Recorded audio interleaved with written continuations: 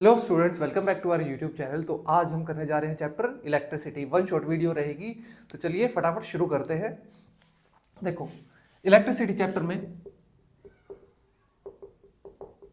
सबसे पहला टॉपिक जो हमने पढ़ना है वो पढ़ना है हमने चार्ज के बारे में। क्यू से रिप्रेजेंट करते हैं चार्ज।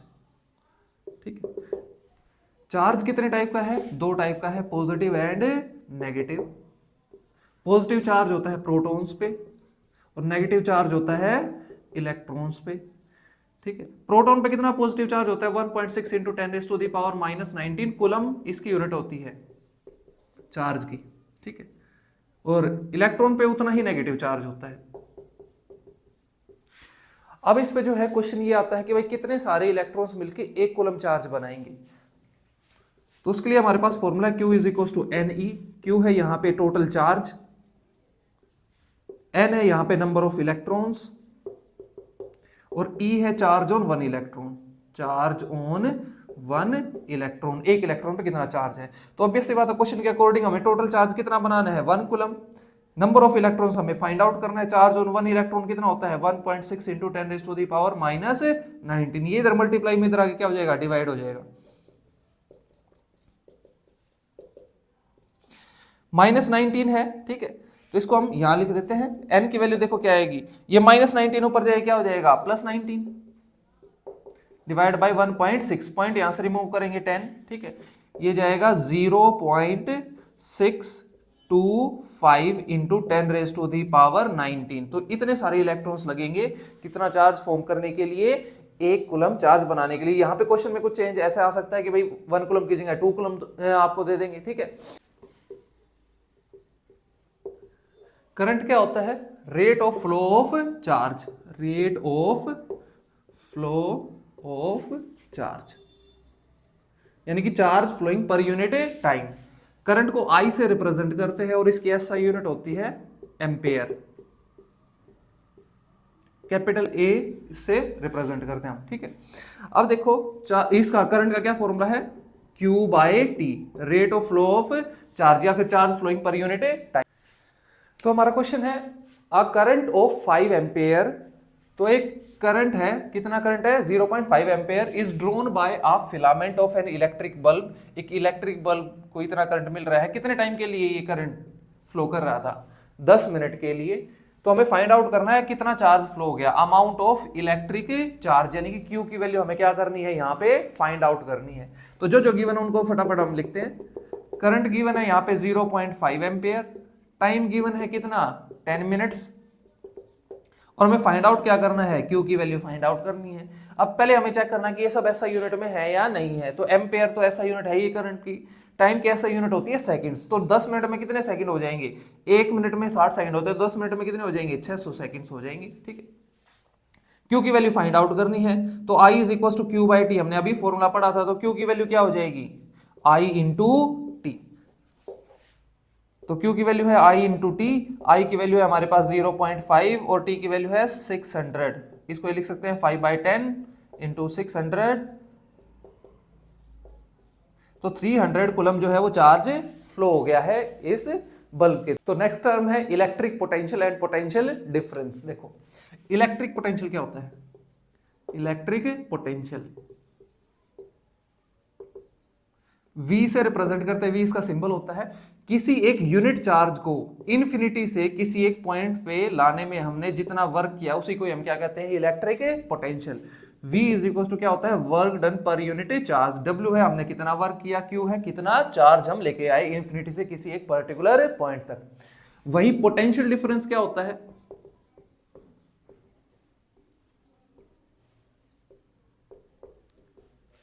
पोटेंशियल डिफरेंस को भी V से ही रिप्रेजेंट करते हैं हम। किसी एक पॉइंट से, किसी एक फाइनाइट पॉइंट से दूसरे फाइनाइट पॉइंट तक एक यूनिट चार्ज को लेके जाने में हमने कितना वर्क किया उसको हम क्या बोलते हैं? Potential difference.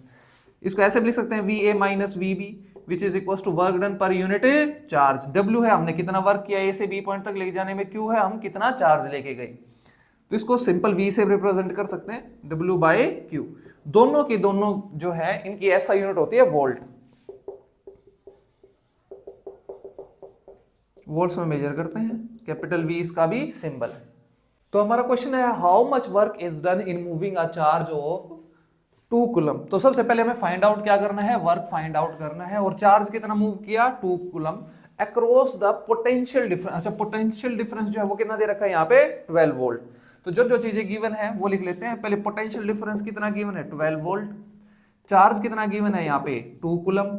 और फाइंड आउट क्या करना है, वर्क डन। तो कोई ऐसा फॉर्मूला पड़ा है, हाँ अभी हमने टॉपिक किया था पोटेंशियल डिफरेंस का। V इज इक्वल टू क्या होता है, work done per unit charge. तो W की वैल्यू क्या हो जाएगी, V इंटू क्यू, क्यू इधर आके मल्टीप्लाई हो जाएगा। तो वर्क डन का फॉर्मूला है V इंटू क्यू। V की वैल्यू हमें गिवन है 12 वोल्ट और Q की वैल्यू है 2, तो ये हो जाएगा 24 जूल। हमने क्या किया है, यहाँ पे वर्क किया है। अगला टॉपिक है हमारा symbols of some commonly used components. जो भी हम इलेक्ट्रिक सर्किट ड्रॉ करते हैं उसमें हमें कुछ कंपोनेंट्स की जरूरत पड़ती है, तो उनके कुछ सिंबल्स अभी यहाँ हम ड्रॉ करते हैं। जैसे कि सबसे पहला है, कोई भी एक सेल है तो ऐसे ड्रॉ किया जाएगा, ये पॉजिटिव टर्मिनल होता है, ये नेगेटिव। अगर बैटरी है तो 2 या 2 से ज्यादा सेल के कॉम्बिनेशन को हम क्या बोलते हैं, बैटरी। एक स्विच है तो कैसे ड्रॉ करेंगे, ये ऐसे, ये स्विच क्या है अभी ऑफ है, या फिर स्विच कैसा है अभी ओपन, ठीक है, सर्किट ओपन है या स्विच ऑफ है। ये जो है स्विच ऑन का सिंबल हो जाएगा, ठीक है। इसके अलावा ऐसे भी कुछ ड्रॉ कर सकते हैं हम, स्विच ऑन को ऐसे, ये भी स्विच ऑन का सिंबल है। और ये स्विच ऑफ का एक और सिंबल है हमारे पास, ऐसे कुछ ड्रॉ कर सकते हैं, ठीक है। ये ऑन है अभी, या फिर सर्किट क्लोज्ड है। ऑन का मतलब होता है क्लोज्ड। एक इलेक्ट्रिक बल्ब को ऐसे रिप्रेजेंट किया जाता है, ठीक है, ऐसे यूं। इसके अलावा एक और सिंबल है इलेक्ट्रिक बल्ब का, ठीक है, इसको ऐसे भी ड्रॉ कर सकते हैं हम। एक वोल्ट मीटर को ऐसे रिप्रेजेंट किया जाता है, ठीक है। एमीटर एक डिवाइस है जो कि करंट को मेजर करने के काम आता है। वोल्ट मीटर पोटेंशियल डिफरेंस को, अभी हमने जो टॉपिक कवर किया है, ठीक है, उसके लिए डिवाइसेस है। गैल्वेनोमीटर करंट को डिटेक्ट करने के काम आता है, ये उसका सिंबल रहेगा, ठीक है। एक कनेक्टिंग वायर, ऐसे मान लिया एक वायर ऐसे इधर जा रही है और दूसरी वायर ऐसे, ये दोनों का यहाँ पे जॉइंट है, तो इस तरीके से रिप्रेजेंट करेंगे। लेकिन अगर 2 वायर्स क्रॉस कर रही हैं और बीच में कोई जॉइंट नहीं है तो कुछ ऐसे रिप्रेजेंट करेंगे, ऐसे यूं, ठीक है। यहाँ पे कोई भी जॉइंट नहीं है, तो इस तरीके से हम कोई भी सिंबल्स को जो है वो ड्रॉ करेंगे। और ये है हमारा एक रेजिस्टेंस का सिंबल, रजिस्टर है ये एक, ठीक है। और अगर कुछ ऐसा ड्रॉ कर रखा है ऐसे यूं, तो ये वेरिएबल रजिस्टर है, या फिर रेओस्टेट भी बोलते हैं इसको, वेरिएबल रजिस्टर या फिर रेओस्टेट, ऐसे भी रिप्रेजेंट कर सकते हैं हम उसको। अब देखो, कोई भी एक जो इलेक्ट्रिक सर्किट होता है वो क्या होता है, एक क्लोज्ड कंडक्टिंग पाथ है जिसमें करंट फ्लो कर सकता है। इसमें वेरियस इलेक्ट्रिकल कंपोनेंट्स यूज होते हैं, जैसे कि cell, battery, connecting wires, bulb, resistance, ठीक है, ऐसे कॉम्बिनेशन को हम बोलते हैं इलेक्ट्रिक सर्किट। तो कोई भी एक सर्किट डायग्राम जैसे हम ये ड्रॉ कर रहे हैं, एक बल्ब हमने यहाँ प्लेस किया, ठीक है। हो सकता है इसके लिए इसको करंट कम चाहिए तो हम क्या कर सकते हैं, एक रजिस्टर का यूज कर सकते हैं, ठीक है। एक हमने यहाँ पे बैटरी का इस्तेमाल किया और यहाँ पे एक स्विच, ठीक है, ऑन ऑफ करने के लिए। तो ये क्या बन गया, एक सर्किट डायग्राम। अगर हमें ये पता करना है कि भाई यहाँ पे इस बल्ब को करंट कितना मिल रहा है, तो इसके सीरीज में क्या लगाएंगे, एक एमीटर। एमीटर का काम होता है करंट को मेजर करना। एमीटर का पॉजिटिव टर्मिनल पॉजिटिव के साथ, नेगेटिव नेगेटिव के साथ बैटरी के। और अगर हमें ये पता करना है इसको वोल्टेज कितनी मिल रही है, पोटेंशियल डिफरेंस कितना है इस बल्ब के अक्रॉस, तो इसके पैरेलल में हम क्या कनेक्ट करेंगे, एक वोल्ट मीटर हम इसके कनेक्ट करेंगे। वोल्ट मीटर का काम होता है वोल्टेज मेजर करना, ठीक है। इसका भी पॉजिटिव इधर, नेगेटिव उधर, ऐसे इस तरीके से कनेक्ट करते हैं। पैरेलल में वोल्टेज सेम रहती है, करंट सीरीज में सेम रहता है, इसलिए एमीटर को सीरीज में कनेक्ट किया जाता है और वोल्ट मीटर को पैरेलल में। पैरेलल का मतलब है यहाँ पे 2 अलग अलग वायर्स पे हमने इसको क्या कर रखा है, ऐसे कनेक्ट कर रखा है। सीरीज ये एक ही सिंगल वायर तो इधर तक गई हुई है, ठीक है। तो चलिए अपना नेक्स्ट पढ़ते हैं, ओम्स लॉ। तो देखिए ओम्स लॉ क्या कहता है कि हमारे पास मान लिया एक कंडक्टर है, ये इसका एक एंड पॉइंट है ए और ये है पॉइंट बी। इस कि जो ये जो 2 एंड्स है इनके बीच में जो पोटेंशियल डिफरेंस होगा वो किसके डायरेक्टली प्रोपोर्शनल होगा, current flowing through that conductor, ठीक है। उस कंडक्टर में कितना करंट फ्लो हो रहा है उतना ही क्या होगा यहाँ पे पोटेंशियल डिफरेंस। अब ये प्रोपोर्शनलिटी का साइन यहाँ पे हटाते हैं तो किससे मल्टीप्लाई करेंगे, कांस्टेंट से। वो कांस्टेंट क्या है यहाँ पे, इस वायर का रेजिस्टेंस। और ये सिर्फ कब पॉसिबल है, जब इस वायर का जो टेम्परेचर है वो क्या रहे, कांस्टेंट रहे। तो इसकी डेफिनेशन जरूर से याद रख लेना, at constant temperature, at constant या फिर at a given temperature, potential difference between the ends या फिर टर्मिनल्स ऑफ आ कंडक्टर या वायर, ठीक, इज डायरेक्टली प्रोपोर्शनल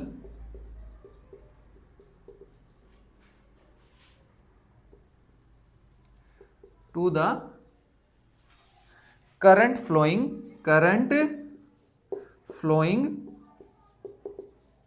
थ्रू या फिर across its ends through that conductor.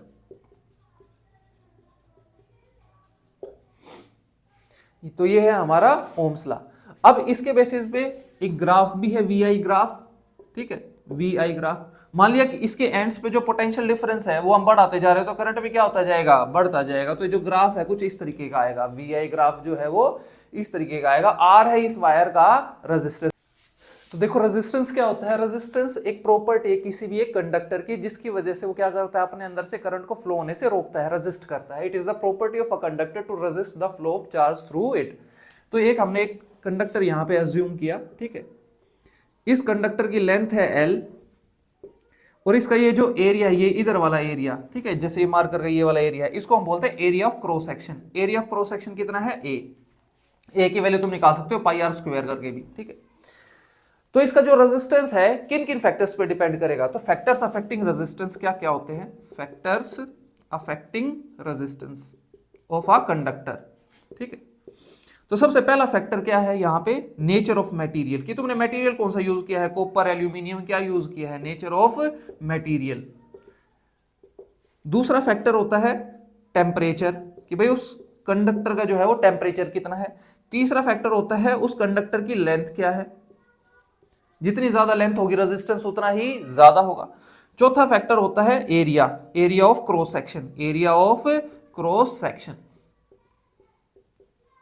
ये थिकनेस जितनी ज्यादा होगी रेजिस्टेंस उतना ही कम होगा। टेम्परेचर बढ़ने से रेजिस्टेंस बढ़ेगा, लेंथ बढ़ने से रेजिस्टेंस बढ़ेगा, लेकिन एरिया ऑफ क्रॉस सेक्शन यानी कि इस वायर की थिकनेस बढ़ने से रेजिस्टेंस क्या हो जाएगा, कम हो जाएगा। तो इसका फॉर्मूला भी हमारे पास R is equals to rho into length upon area. R है रेजिस्टेंस, रो है इसकी रेजिस्टिविटी, इसको हम अभी डिस्कस करेंगे, L है इस कंडक्टर की लेंथ और A है एरिया। तो चलिए इस पे एक क्वेश्चन करते हैं, ठीक है। रेजिस्टिविटी सिर्फ और सिर्फ मटेरियल पे और टेम्परेचर दो चीजों पे डिपेंड करती है। रेजिस्टिविटी जो है जिसको कि हम ये रो सिंबल से रिप्रेजेंट कर रहे हैं, ये सिर्फ दो चीजों पे डिपेंड करती है, nature of material, nature of material and दूसरा है टेम्परेचर। ना लेंथ पे डिपेंड करती ना एरिया पे, ठीक है। तो क्वेश्चन कई बार ऐसे आता है कि हम वायर की लेंथ जो है 2 गुना बढ़ा दे तो रेजिस्टिविटी पे क्या इफेक्ट पड़ेगा, तो कोई भी इफेक्ट नहीं पड़ेगा, रेजिस्टिविटी विल रिमेन सेम, ना एरिया से कोई फर्क पड़ता। सिर्फ दो फैक्टर्स, अगर हम ये दो चीज चेंज करेंगे, टेम्परेचर बढ़ा दे घटा दे या फिर इसका मटेरियल ही चेंज कर दे, तो ही क्या होगी, रेजिस्टिविटी चेंज होगी, अदरवाइज रेजिस्टिविटी फिक्स रहेगी। रेजिस्टिविटी की यूनिट होती है ओम मीटर, ठीक है। वहीं रेजिस्टेंस की जो ऐसा यूनिट होती है वो होती है ओम, ये सिंबल होता है ऐसा यूनिट जो होती है रेजिस्टेंस की, वो क्या होती है, ओम, ये सिंबल होता है ऐसा, ठीक है। तो चलिए इस पे एक क्वेश्चन करते हैं।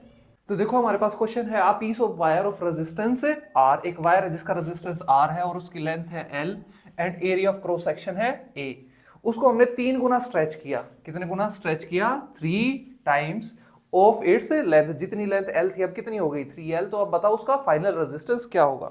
तो जो इनिशियल रेजिस्टेंस है वो क्या गिवन है, R इज इक्वल टू क्या लिखते हो, रो इनटू लेंथ अपॉन एरिया। एक वायर थी कुछ ऐसी, ठीक है, जिसकी लेंथ है L, एरिया है A, ठीक है, और मटेरियल की रेजिस्टिविटी है रो। अब इस वायर को तुमने क्या किया, ऐसे स्ट्रेच किया 3 गुना इसकी लेंथ का, ठीक है। इसकी लेंथ से कितना गुना स्ट्रेच कर दिया तुमने, 3 गुना स्ट्रेच कर दिया, लेंथ हो गई 3L, ठीक है। मटेरियल तो सेम ही रहेगा, उसको स्ट्रेच करोगे तो एरिया क्या हो जाएगा, यहाँ पे कम हो जाएगा, लेंथ 3 गुना बढ़ेगी तो एरिया क्या हो जाएगा, 3 गुना कम हो जाएगा अपने आप ही, A/3 हो जाएगा एरिया। तो अब फाइनल जो है रेजिस्टेंस वो क्या होगा, मान लिया वो R' है, तो मटेरियल सेम है रो, लेंथ कितनी हो गई 3L और जो एरिया है वो कितना हो गया A/3।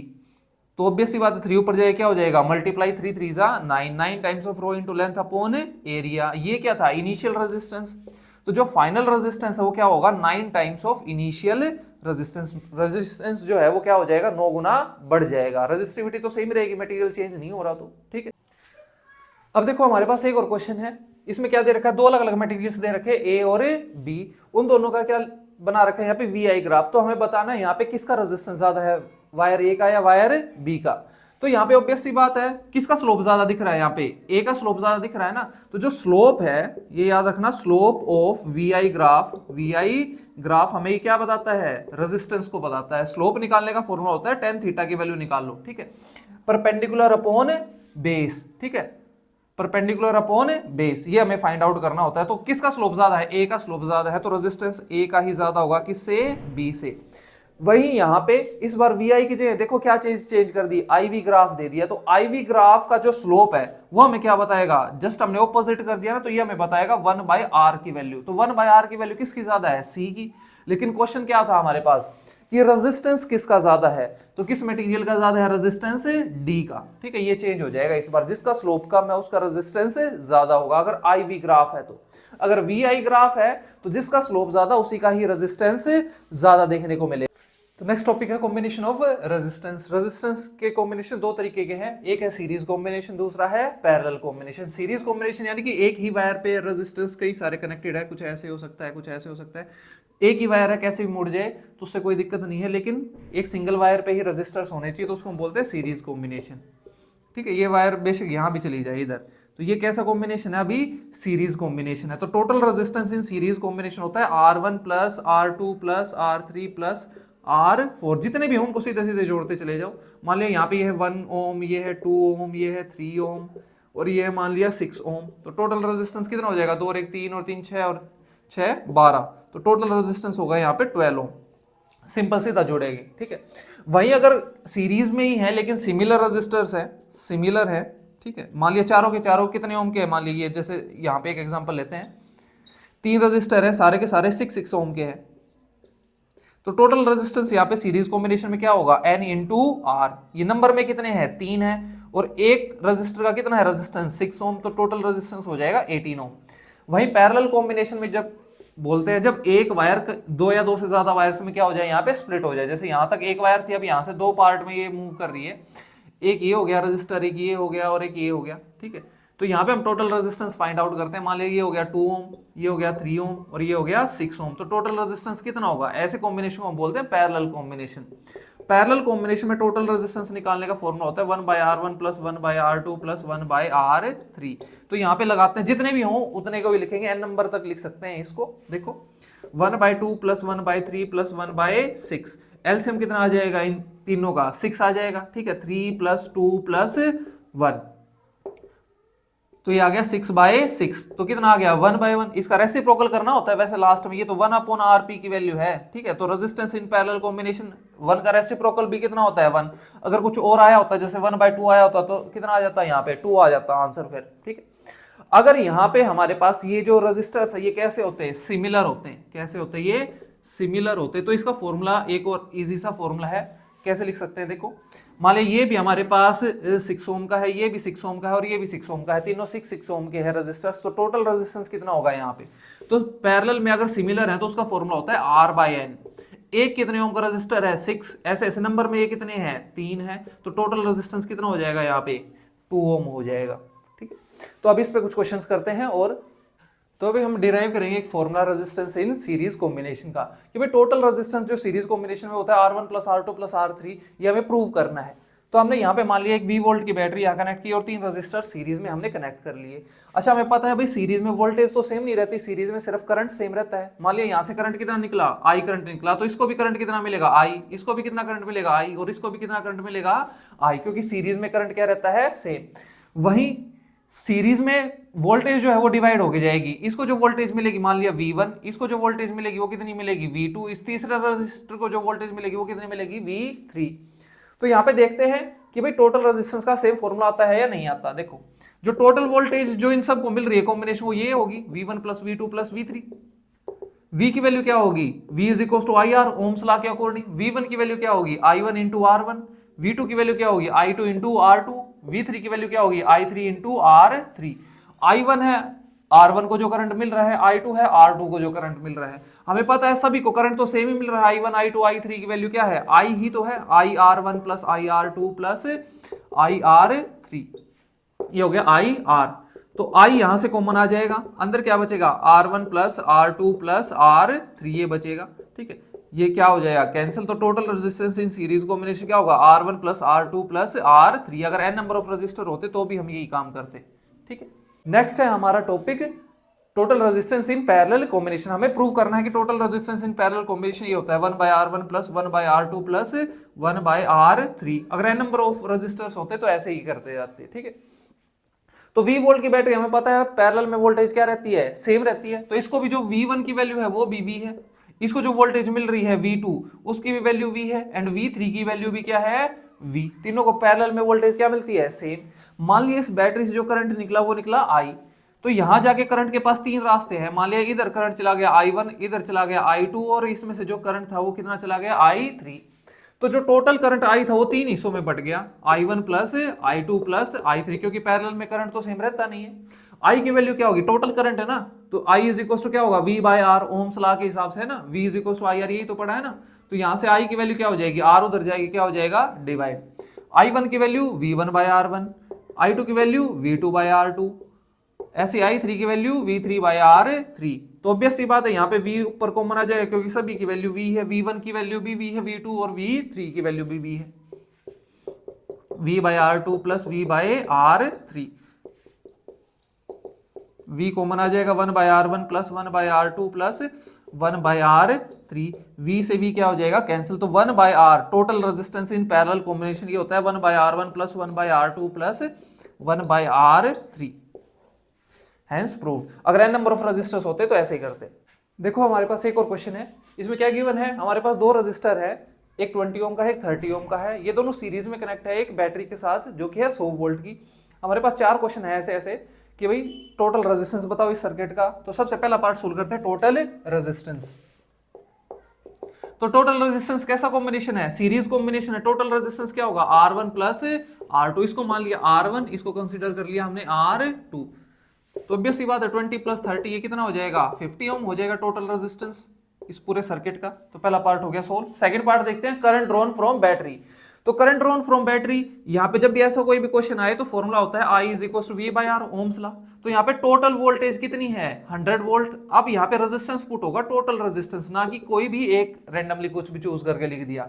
जब भी करंट ड्रॉन फ्रॉम बैटरी की बात आएगी तो टोटल रेजिस्टेंस पुट होगा। तो 2 एम्पेयर यहाँ पे क्या हो रहा है, बैटरी से करंट बाहर आ रहा है 2 एम्पेयर। तो अब सीरीज कॉम्बिनेशन है तो करंट भी सेम ही रहेगा। सीरीज में करंट क्या रहता है सेम, I1 की वैल्यू भी 2 एम्पेयर है, I2 की वैल्यू भी क्या है 2 ampere, because current remain same in series. I1 is equal to I2 which is equal to 2 ampere. तो तीसरा क्वेश्चन भी सोल्व हो गया, करंट अक्रॉस ईच रजिस्टर। चौथा है potential drop across each resistor. इस 100 वोल्ट में से इसको कितनी वोल्टेज मिली और इसको कितनी वोल्टेज मिली। तो यहाँ पे दोबारा से ओम्स लॉ लगा देंगे हम, V is equal to IR। जब भी पहले इस वाले को कितनी जो है वोल्टेज मिल रही है वो हमें फाइंड आउट करना। तो V1 is equal to I1 R1 which is equal to I1 की वैल्यू कितनी है 2, R1 की वैल्यू कितनी है 20, तो ये कितना हो गया 40 वोल्ट। ऐसे ही V2 की वैल्यू क्या होगी I2 इंटू R2। I2 की वैल्यू भी 2 एम्पेयर है लेकिन रेजिस्टेंस कितना है यहाँ पे 30 ओम, तो यहाँ पे आ जाएगा 60 वोल्ट। तो ये फोर्थ पॉइंट भी हमारा सोल्व हो गया। तो हमारा नेक्स्ट क्वेश्चन है, यहाँ पे हमारे पास दो रेजिस्टेंस गिवन है, एक 20 ओम एक 30 ओम, दोनों किस में कनेक्ट है, पैरेलल में कनेक्टेड है एक बैटरी के साथ जो कि है कितने की 120 वोल्ट की बैटरी है। तो सबसे पहला क्वेश्चन है टोटल रेजिस्टेंस फाइंड आउट करो। तो टोटल रेजिस्टेंस कैसे फाइंड आउट करते हैं पैरेलल कॉम्बिनेशन में, 1 by RP is equal to 1 by R1 plus 1 by R2। 1 by R1, R1 की वैल्यू कितनी यहाँ पे 20, इसको R1 कंसीडर कर लिया हमने और इसको क्या कंसीडर कर लिया R2 कंसीडर कर लिया। तो 1 बाय 20 प्लस 1 बाय 30, एलसीएम आ जाएगा 60, ये जाएगा 3 पे, ये जाएगा 2 पे, तो ये आएगा 5 बाय 60। ये तो 1 बाय R की वैल्यू है, तो R की वैल्यू क्या हो जाएगी 60 बाय 5। टोटल रेजिस्टेंस कितना आ जाएगा 12 ओम। तो पहला पार्ट तो हो गया सोल्व, टोटल रेजिस्टेंस कितना है 12 ओम। दूसरा क्वेश्चन क्या है, करंट ड्रॉन फ्रॉम बैटरी। तो करंट ड्रॉन फ्रॉम बैटरी अगर हमें फाइंड आउट करना है तो हमें फॉर्मूला पता है I इज इक्वल टू क्या होता है V by R। Total voltage कितनी है 120, ठीक है, और टोटल रेजिस्टेंस कितना है 12 ओम। तो करंट कितना आ गया यहाँ पे 10 एम्पेयर। तो यहां से जो करंट निकला वो कितना निकला 10 एम्पेयर, लेकिन यहाँ पे करंट जो है दो हिस्सों में बटेगा इस 10 एम्पेयर में से, ठीक है। तो किसके पास कितना हिस्सा जाएगा वो अभी हम फाइंड आउट करते हैं। तो इसको सोल्व करने से पहले हम ये चौथा पॉइंट सोल्व कर लेते हैं, क्योंकि ये पैरेलल कॉम्बिनेशन है, पैरेलल में क्या चीज सेम रहती है, वोल्टेज सेम रहती है। तो V1 की वैल्यू भी क्या रहेगी 120 वोल्ट और V2 की वैल्यू भी क्या रहेगी यहाँ पे 120 वोल्ट। अब हमें वोल्टेज पता है, बस करंट ही तो फाइंड आउट करना है, ठीक है। तो तीसरा क्वेश्चन जो है वो अभी सोल्व कर लेते हैं। I1 की वैल्यू क्या होगी, V1 बाई R1। V1 की वैल्यू कितनी है 120 और R1 की वैल्यू कितनी है 20, तो कितना जाएगा 6 एम्पेयर। ऐसे ही जो I2 की वैल्यू होगी वो क्या होगी V2 बाई R2। V2 की वैल्यू है हमारे पास ये भी 120 वोल्ट है और R2 की वैल्यू कितनी है हमारी 30, तो ये कितना आ जाएगा 4 एम्पेयर। तो ये भी सोल्व हो गया। चौथा तो पोटेंशियल जो है वो सेम ही रहता है, पैरेलल में 120 वोल्ट ही रहेगा। नेक्स्ट टॉपिक है इलेक्ट्रिक पावर। इलेक्ट्रिक पावर होता है क्या है, रेट ऑफ डूइंग वर्क, की कोई भी चीज जो है वो पर यूनिट टाइम कितना वर्क कर रही है। पावर का फॉर्मूला होता है work done per unit time. Work done की ऐसा यूनिट होती है जूल, टाइम की यूनिट होती है सेकंड, और पावर की जो ऐसा यूनिट होती है वो होती है वोट। वोट में मेजर करते हैं। अगर हम बाजार से बल्ब वगैरह लेके जाते हैं तो हमें पता रहता है कि भाई ये 9 वाट का बल्ब है, कोई 18 वोट का, 20 वोट का बल्ब है, ठीक है। तो वो क्या लिखी होती है उसकी पावर रेटिंग। अब पावर के इसके अलावा भी कई सारे फॉर्मूले हैं, वर्क डन अपॉन टाइम भी है, एनर्जी कंज्यूम्ड अपॉन टाइम भी है, ठीक है। इसके अलावा V इंटू आई भी फॉर्मूला है, वोल्टेज यानी कि पोटेंशियल ड्रॉप कितना है और करंट कितना फ्लो रहा है। इसके अलावा V स्क्वायर बाय R, या फिर लिख सकते हैं यहां पे I स्क्वायर इंटू R। तो ये पांचों के पांचों फॉर्मूले किसके हैं, पावर के। जो भी जैसे भी इंफॉर्मेशन हमें गिवन होगी वैसे ही हम इन पांचों फॉर्मूले में से कोई भी एक क्या करते हैं, यूज करते हैं। तो चलिए क्वेश्चन कर लेते हैं इससे। तो हमारे पास क्वेश्चन है, एक इलेक्ट्रिक बल्ब है, उसको कनेक्ट किया गया है कितने वोल्ट की सप्लाई के साथ, 220 वोल्ट की सप्लाई के साथ कनेक्ट किया गया है, और उसको करंट कितना मिल रहा है, यहाँ पे the current is 0.5 ampere. Question है what is the power, P की वैल्यू हमें क्या करनी है, यहाँ पे फाइंड आउट करनी है। तो जो जो गिवन है उसको हम पहले लिख लेते हैं। तो V की वैल्यू गिवन है 220 वोल्ट, करंट की वैल्यू गिवन है 0.5 एम्पियर। 5 फॉर्मूले जो पढ़े थे उनमें से कौन सा फॉर्मूला लगाओगे पावर फाइंड आउट करने के लिए, V इंटू आई। V की वैल्यू है 220, I की वैल्यू है 0.5, पॉइंट यहां से हटाओगे तो क्या करोगे 10 से डिवाइड, तो 22 5 जा 110, तो 110 वोल्ट जो है उसको पावर मिल रही है। तो नेक्स्ट टॉपिक है हमारा heating effect of electric current. तो जब भी कोई भी करंट फ्लो होता है किसी भी एक वायर में से, तो उससे क्या जनरेट होती है, वहां पे हीट जनरेट होती है।